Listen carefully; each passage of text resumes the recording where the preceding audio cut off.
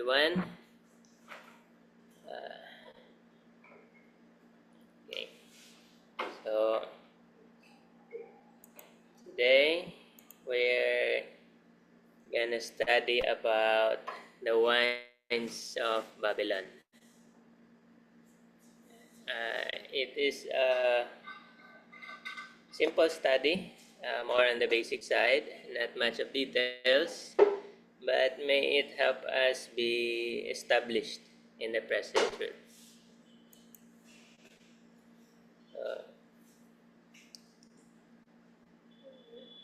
but before we start, let us pray first.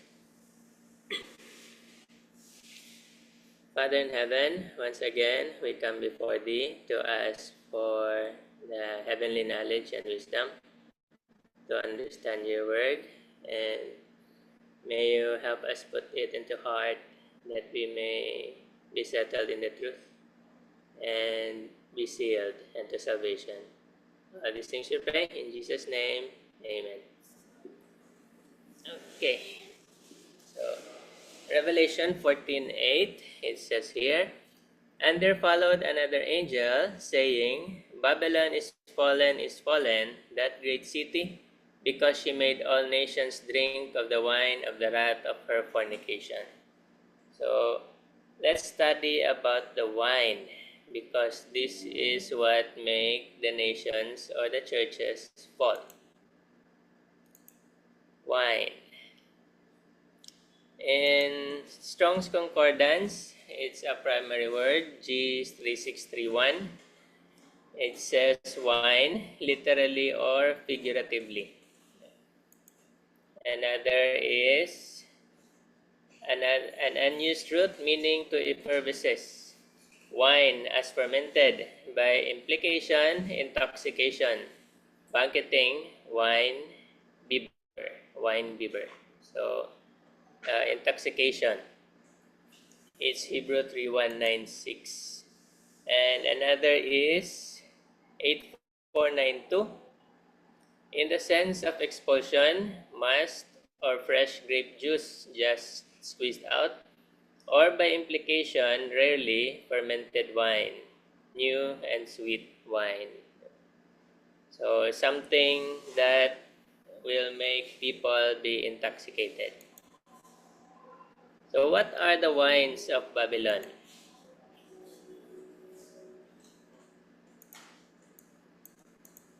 It says here, in 7 BC 979, paragraph 5, God denounces Babylon because she made all nations drink of the wine of the wrath of her fornication.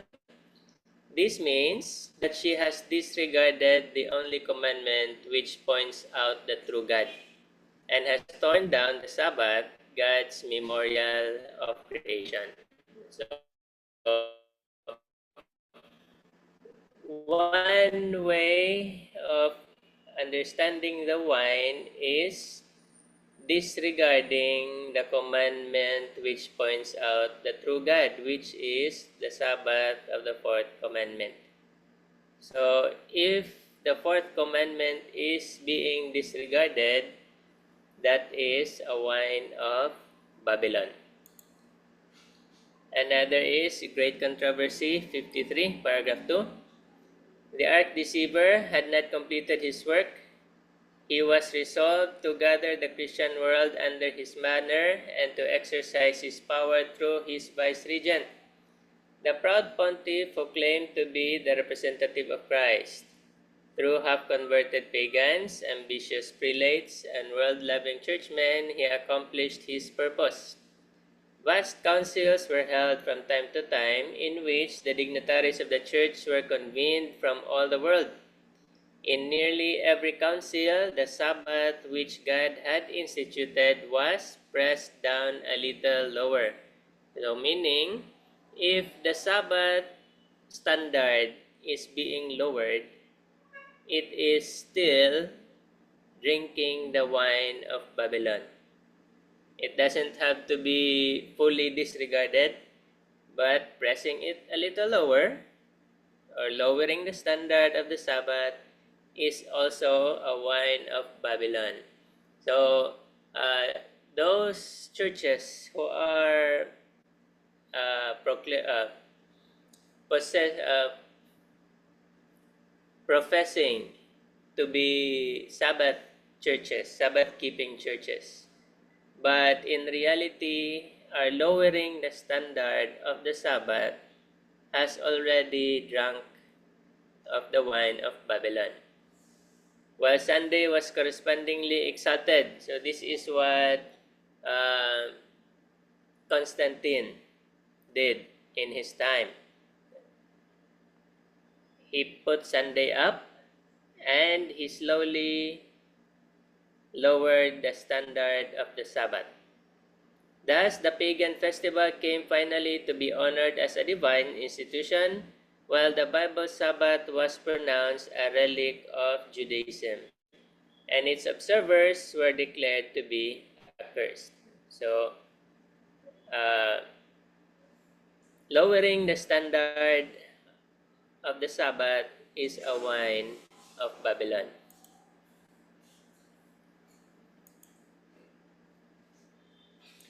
In 2SM 68 paragraph 2, how Satan would exalt to have a message go broadcast that the only people whom God has made the repositories of His law are the ones to whom this message applies. The wine of Babylon is the exalting of the false and spurious Sabbath above the Sabbath which the Lord Jehovah hath blessed and sanctified for the use of man. Also, it is the immortality of the soul. So another wine of the Sabbath of Babylon is immortality of the soul. Aside from the spurious Sabbath or the Sunday, it is also lowering the standard of the Sabbath of God, the fourth commandment. And another is the immortality of the soul. These kindred heresies and the rejection of the truth convert the church into Babylon. Kings, merchants, rulers, and religious teachers are all in corrupt harmony. So, you don't have to have everything. If you are exalting the false or the Sunday, false Sabbath, then you're drinking the wine of Babylon. If you are lowering the standard of the true Sabbath of God, then you're drinking the wine of Babylon. If you have this doctrine of the immortality of the soul, you are drinking the wine of Babylon. And this convert a church into Babylon also. So this is rampant, especially in our time. They're not afraid anymore.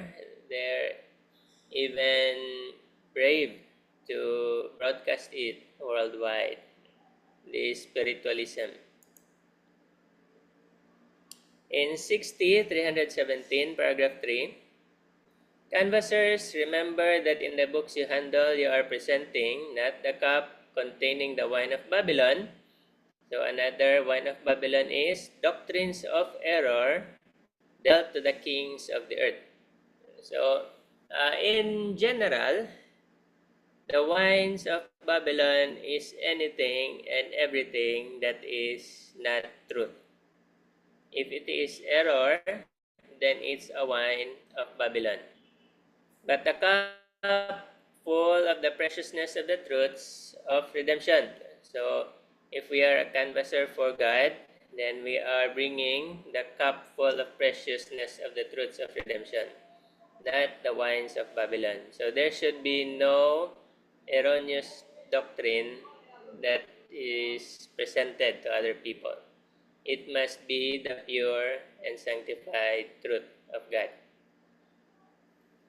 The question is, will you yourselves drink of it?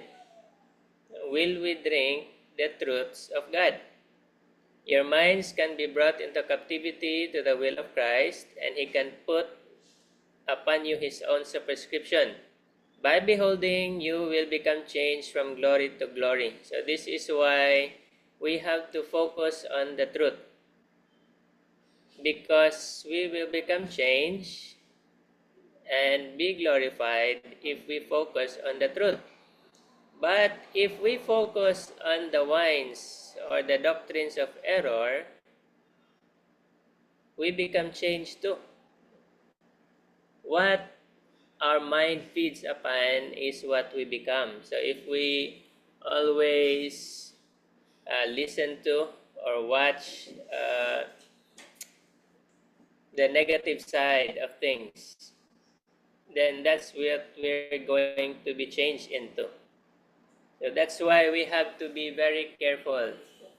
We have to focus more on the positive side, on the truth itself. Because we are becoming changed from glory to glory, from character to character. God wants you to come to the front, speaking the words He will give you. So this is what God wants us to share.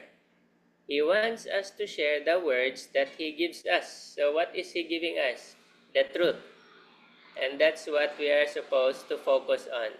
Let's not share the fear-mongering that the world is doing right now. Let's just focus on the truth. There's a quotation that says, if we give the truth, it's automatically exposing error too. So we don't need to go into details about the errors. Let's just speak the truth and the error will be exposed. Let's not worry about the error. Let's worry about the truth. Let us share the truth. Let us behold the truth. And we become changed into the truth too. So how can we drink the wines of Babylon?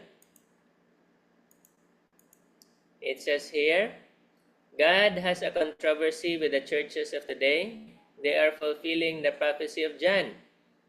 So why are the churches have a controversy with God? It says here, all nations have drunk of the wine of the wrath of her fornication. They have divorced themselves from God by refusing to receive His sign.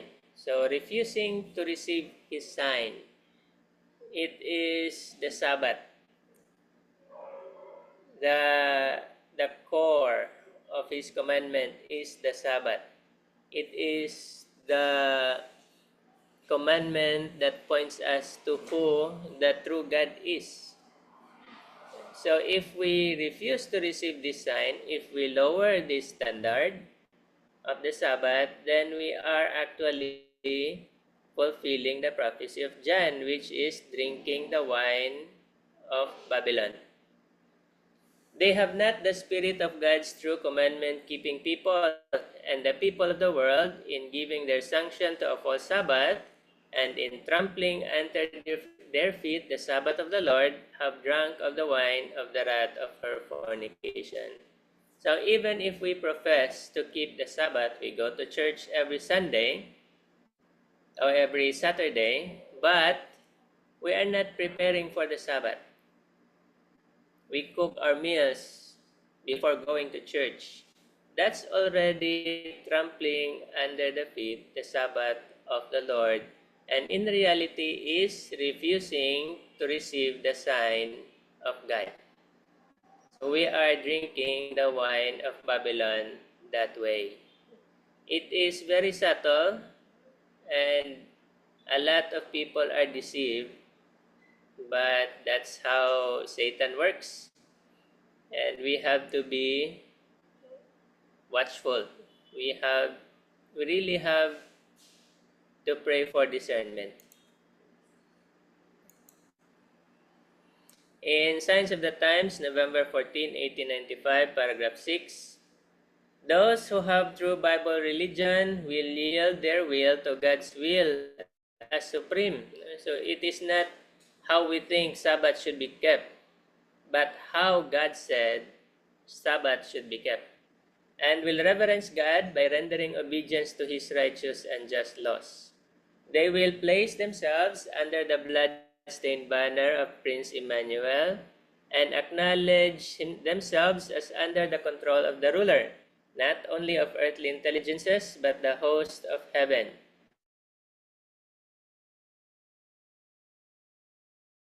Purpose than that which God has framed. In what particular is the moral code wanting? Can it be amended by finite men? If so, then man can exalt himself to the place of God. That's why uh, the beast thinks that he is above God because he has changed God's Sabbath into a spurious one. Can the human family afford to do without one of the commandments that God has given? Read the 10 Commandments carefully and see which one can be dropped out. The man of sin thinks himself able to change the times and the laws of God, and the Protestant world have accepted the authority of the papal power, and in so doing have apostatized from God. So, those who profess to be Sabbath keepers but are lowering the standard of the Sabbath are actually accepting the authority of the papal power. Because that's what Constantine did. He lowered the standard of the Sabbath during his time, and that's actually happening again in our times. All nations have been made drunk by partaking of the wine of Babylon, by accepting the presumptuous work of the man of sin who has tampered with the law of God and thought to change the precepts of Jehovah. So, actually saying that we can cook on the Sabbath is tampering with the law of God, because God said that we have to prepare our food during the preparation day, which is Friday. So, saying that we can cook on the Sabbath and all the other things that they're teaching in the church right now is accepting the presumptuous work of the man of sin. So, they really have drunk of the wines of Babylon, uh, and the result is they become Babylon themselves. So how will Satan use these wines? As the crowning act in the great drama of deception, Satan himself will personate Christ. The church has long professed to look to the Savior's advent as the consummation of her hopes. Now the great deceiver will make it appear that Christ has come. In different parts of the earth, Satan will manifest himself among men as a majestic being of dazzling brightness, resembling the description of the Son of God given by John in the Revelation. Revelation 1:13-15. The glory that surrounds him is unsurpassed by anything that mortal eyes yet beheld. The shout of triumph rings out from the air. Christ has come! Christ has come! The people prostrate themselves in adoration before him, while he lifts up his hand and pronounces a blessing upon them, as Christ blessed his disciples when he was upon the earth. His voice is soft and subdued, yet full of melody. In gentle, compassionate tones, he presents some of the same gracious, heavenly truths which the Savior uttered. He heals the diseases of the people, and then, in his assumed character of Christ, he claims to have changed the Sabbath to Sunday, and commands all to hallow the day which he has blessed. He declares that those who persist in keeping holy the seventh day are blaspheming his name by refusing to listen to his angels sent to them with light and truth. This is the strong, almost overmastering delusion. So this really, if possible, will deceive the very elect. So if we are lowering the standard of the Sabbath, we are being prepared for this delusion, almost overmastering delusion. That's why we really have to exalt the Sabbath. We have to raise the standard according to God's will. Like the Samaritans who were deceived by Simon Magus, the multitudes, from the least to the greatest, give heed to this sorcery, saying, this is the great power of God. So we really need to be very careful. Everything that we do right now is preparation, either to receive the mark of the beast or to receive the seal of God. So we have to decide. It is us ourselves who chooses where we will be. It is our choice. So how can we defend ourselves from the winds of Babylon? It says here, Great Controversy 6:25, but the people of God will not be misled. Praise God. But it says here, the people of God. It did not say those who profess to be the people of God. The teachings of this false Christ are not in accordance with the scriptures. So if we have been exalting or raising high the standard of the Sabbath, especially the Sabbath, we will not be misled.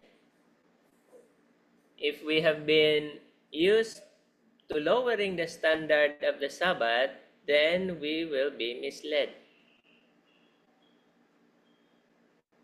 His blessing is pronounced upon the worshippers of the beast and his image, the very class upon whom the Bible declares that gods and mingled wrath shall be poured out. So we have to have, and it is written in our hearts and in our minds.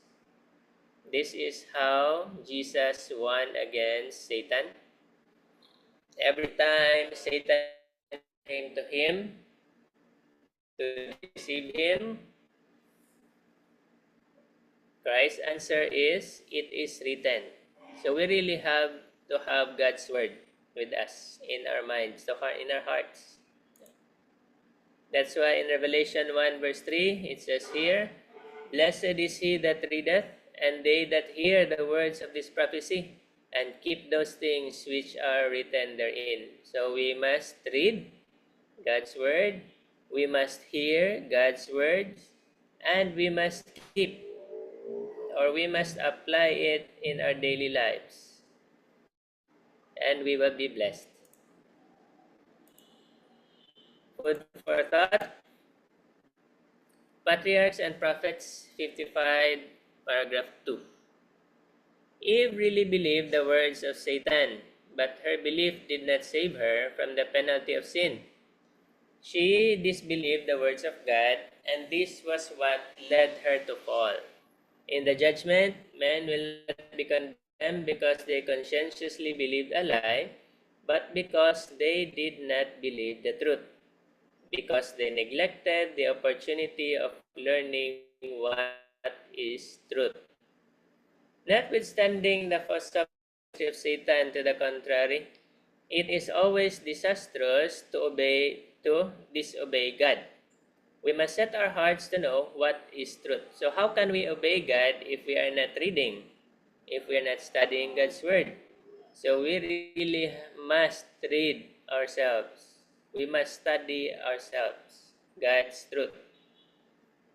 All lessons which God has caused to be placed on record in His Word are for our warning and instruction.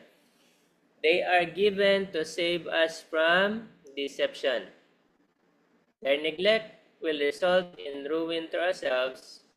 Whatever contradicts God's Word, we may be sure proceeds from